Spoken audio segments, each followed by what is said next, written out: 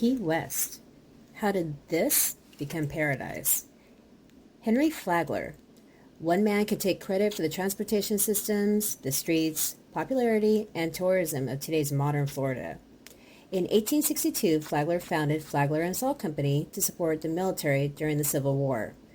Then the Civil War ended 1865 and salt was no longer needed, and Flagler went bankrupt. But by 1867, Flagler was working with and became friends with John D. Rockefeller, who was looking for an investor in his up-and-coming company in the oil refinery.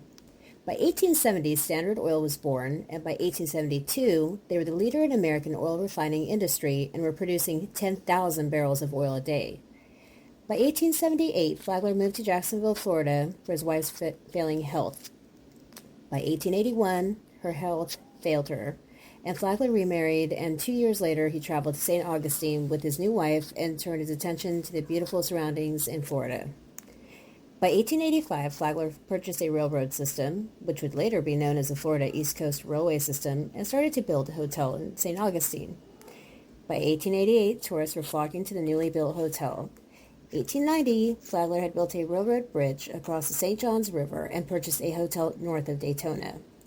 By 1894, Flagler built on shores of Lake Worth in Palm Beach and then moved his railroad empire further south, and in 1896, he was finished building in West Palm Beach. But 1894 and 1895 brought severe freezes around Palm Beach. 60 miles further south was modern-day Miami, and they hadn't suffered the freezes. Julia Tuttle, the Florida East Coast Canal and Transportation Company, and the Boston and Florida Atlantic Coast Land Company offered Flagler land to bring his railroad further south even.